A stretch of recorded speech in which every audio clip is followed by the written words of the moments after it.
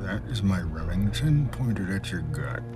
My name is Brian Kent. I'm the on-set armorer. I'm responsible for any of the gunfire, the guns that the actors are carrying, and making sure that they're period correct and make sure that nobody gets hurt. Okay, so ready, set? Yeah.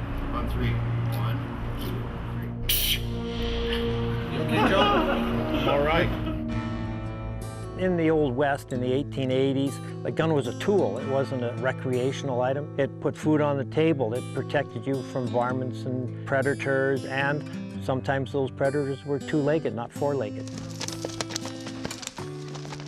Well, what I do is I go back into my research books and find out what was being used in the era. And we want to pick up something that's not common.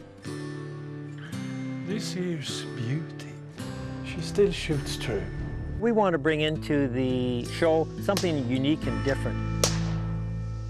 I'm Ken Wills. I'm prop master for Hell on Wheels. Take them on the red side! It's a tough era because we're all black powder and no cartridge. The only cartridge guns we got is your Yellow Boy, which is your 66, which are rifles.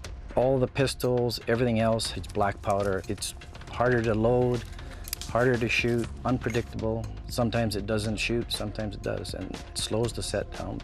I have a old black powder rifle here. They would take the powder, they would pour the amount they want in there, and then they would take a lead 45 caliber slug. You'd shove it in there, you would pull your ramrod out and basically ram it home, and then you would put on your cap. And once you pull the trigger, that shoots the cap off, the flame goes through here, and ignites the bullet. Do you not believe in a higher power? Yes, sir. Wear it on my hip. Are you a gunslinger then? The Griswold, there was only 100,000 of these made, and then they actually blew up the plant. So they're very rare. This is the gun that Cullen uses all the time. You're a Johnny Reb, aren't you? Yes, sir. I could tell by that Griswold you're carrying. There's a Griswold like that that took off my hand. It's the Magnum pistol of the 1880s. It's big and heavy, and it packs quite a wallop.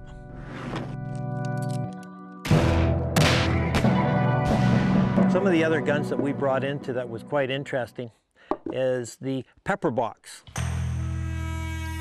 2 minutes. If you look at the end, it shoots 6 rounds. It's one of the first revolving pistols that worked very effectively.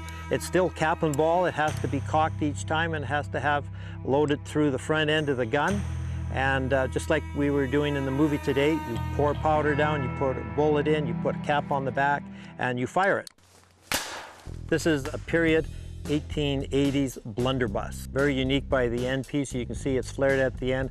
That distributes the shot in a wide dispersing pattern. When the shells comes out and it maims and shoots lead into a multiple number of people at one given shot.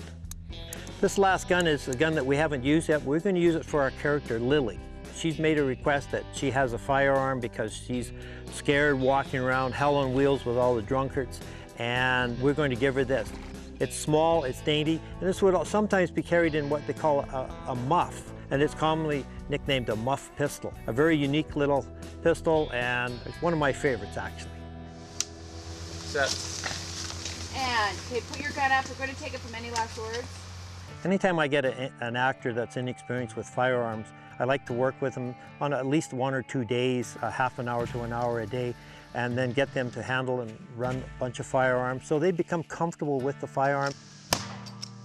By doing this, they look better on camera, they're more comfortable, and it's good all the way around. And they're much safer gun handler after they have some experience. What we shot today was a scene between the actor Duncan and Common. They were having the big shootout. Okay, now Brian, are we good here? Are we safe? Yeah, that'll be fine. It took us 6.5 hours to shoot that one battle scene. There will be gunfire on this. Back here's a bad spot to be. Oh, and action, Common. It was a big, big shooting day for us. It went very well. There was no accidents, nobody got hurt. And as an armorer, that's a good day for me.